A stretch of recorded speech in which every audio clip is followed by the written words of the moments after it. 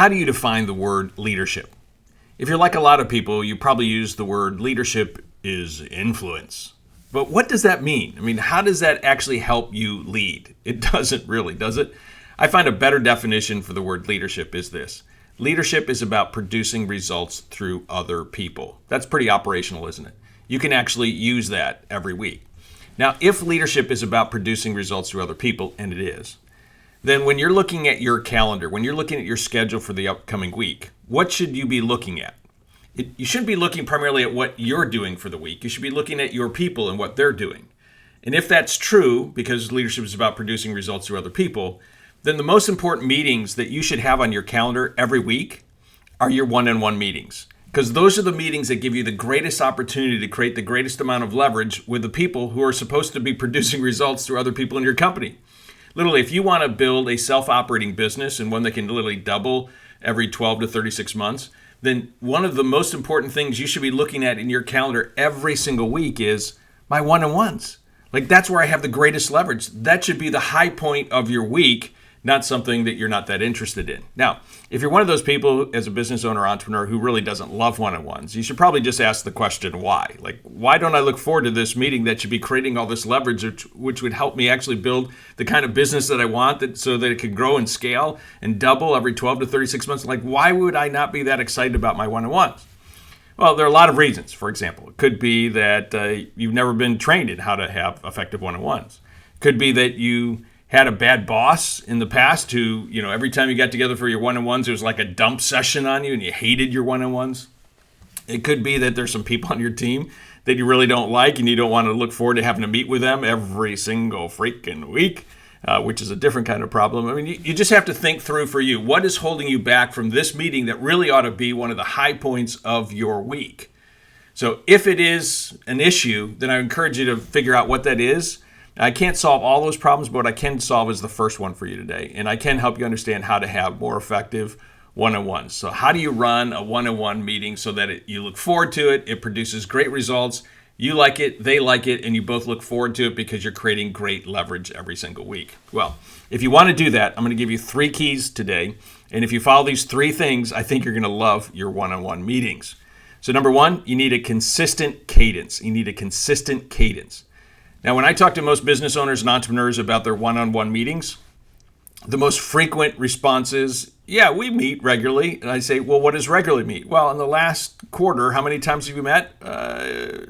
2, 3? Okay, so there's not really a good cadence. It's usually pretty sporadic. Even if you put it on the calendar, one or the other person cancels it all the time. And so there's really no regular, consistent cadence to their one-on-one meetings. In the BizScalers world, we try to correct that. We say you should be meeting with your one-on-ones every single week for 30 minutes. Every week for 30 minutes. That means you put it on your calendar, you make it a recurring event, and both people are going to meet at least 40 some odd times during the course of the year. Vacations or conferences or conflicts, but it should be 40 some odd times a year. You're meeting with your direct reports every single week. Now, if you do that, can you imagine the kind of leverage that you could create with your one-on-ones? It'd be huge if you did it consistently. So my question to you is, when are you going to do it and do it consistently, right? And what I would recommend here is I tend to recommend that you always want to back them up one against another so that you kind of have a block of them. So let's say you have 4 direct reports. I would probably do, let's say, 8 to 9, then take a half hour off, and then do 9:30 to 10:30. So between 8 and 10:30 every Tuesday, for example, you'd be meeting with your 4 direct reports. So every Tuesday morning, I know it's one-on-one time, and I'm going to meet with them individually. So I would block them in groups or all together. And whether you have 3 or 5 or 4, whatever that number is, just do them in a morning or in an afternoon, back to back to back, with maybe just a little break in between if you have 3 or 4 or 5 of them. All right? So I would just do that. When are you going to meet with them on a consistent basis? Block it in. Make it a recurring event. Do not cancel. Okay, that's number 1. Number 2, you need a consistent agenda. Again, for a lot of business owners and entrepreneurs, they don't like it because they kind of get together. They don't know what they're supposed to do, so they just kind of talk. And then at the end, nothing really happens. Well, that's a bad meeting for any kind of meeting, right? You should always have an agenda. What are we trying to accomplish? So what I would recommend in BizScalers is we always encourage you to have an agenda every week, and it should follow the same format. we like to recommend there are 5 key blocks of it. And this would be the same thing that you'd use if you're doing a weekly staff agenda, right? Wins would be the first thing. Updates is 2. 3 is discussion items, which should be the bulk of your time. 4 is going to be your information items, and 5 is going to be your action items. So you should create it in a place where you can keep it online, for example, on a server, put it in a folder, and every week you either have a running document or you have a new agenda. Doesn't make any difference. Both people get to contribute to the agenda. So it's not that you have to do all the work. It's not that they have to do all the work. Both of you are doing the work because you're looking forward to this one-on-one time that you're going to have together. And so, they're going to put in their wins. Then they're going to put in their updates. So if they have some metrics, both of you might have assignments from the previous week. So you're going to update, did you get your assignment done or where is it in process? And then when it comes to the discussion items, which should be the majority of the time, they're going to say, hey, there are these items I need to talk about. You're going to say, here are these items I need to talk about. You also might put in some developmental items in there as well. So part of your job is to coach them. So you might have, maybe you're reading a book together. So we're going to do chapter 3 next week. And both of you need to be ready for that discussion. Let's just say that, you have in leadership, in the BizScalers Club, we have leadership lessons. You might want to assign them a leadership lesson in there. So you're going to just put all that stuff for discussion and development in there. Then just information items. Maybe there might be a couple things you want them to know that are coming up. There might be some things they want you to know that are coming up.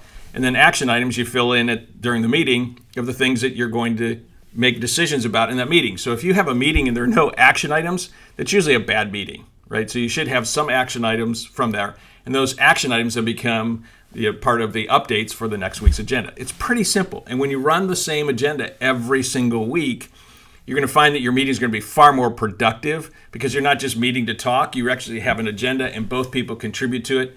And I would suggest that it should always be filled out at least a day ahead of time, right? So everyone's got some prep time. And that leads to the third issue, which is consistent prep. So you have a consistent cadence, a consistent agenda, and then you need consistent prep. The problem for a lot of one-on-ones is that people just kind of meet and they make it up as they're going along. That's usually a bad meeting. You want both people to come prepared because you know that the more preparation people put into a meeting, the better the meeting's going to be. So if you put together an agenda ahead of time and everyone kind of knows what the general outline is going to be, then it allows both people to be prepared. So they're going to put in their metrics ahead of time. And you're going to be able to read those and you're going to say, okay, I need to talk about this one. I don't need to talk about any of the rest of them because they're all on track. Not a problem. That's awesome. If you have some discussion items, you need to make sure you go back and read the chapter. You're ready. They've read the chapter. You're ready. If you're assigning like we do here in BizScalers Club at a leadership lesson, you've listened to it. They've listened to it. You maybe have some questions that you're going to be discussing about it, but you're prepared for the meeting. And if you put all that stuff in ahead of time, then all of a sudden that meeting isn't a waste of time. That meeting is highly valuable because you're trying to figure out how do I create the most leverage through this person? How do I help them become the best version of them? How do I make sure that they're getting done what they need to get done? So if we need to spend time discussing a problem, then we put it into that discussion block and we're going to solve the problem together. Both people come prepared for a discussion about that problem. They're not making it up in real time. They've actually thought about it and now you're going to solve it together. So if you just do those 3 things, you have a consistent cadence, you have a consistent agenda, and then you have a consistent preparation for both parties, you're going to have great one-on-ones. And if you do that 40 some odd times a year, can you imagine the kind of leverage that you're going to create in your direct reports? Can you imagine how much better they're going to be at leading their team, at managing their team, at producing results in the team because you're meeting every single week? And you're going to have better employees. They're going to be better and more effective. They're going to feel better about themselves. You're going to feel better about them. Your company is going to be able to grow and scale faster. If you just master this thing that most people tend to forget, it's the joy of and art of having great one-on-one meetings. So I hope you found this helpful. If you did, I'd encourage you to, if you're watching this by YouTube or podcast, you make sure you hit the subscribe button. If you'd like some more information about growing and scaling your company faster, I'd encourage you to take a look at the 3-week MBA. That's the number 3, weekmba.com. I've got a free course for you there that you can use to help you grow and scale your company. These are 21 of my favorite lessons about growing and scaling. And then make sure you check in next week, whatever platform you're listening on. If you haven't hit the like button or subscribe button, make sure you do that. And my commitment to you is to give you insights and information that can help you build and grow scale a self-operating business that can double every 12 to 36 months. So until next week, to your accelerated success, Bruce out.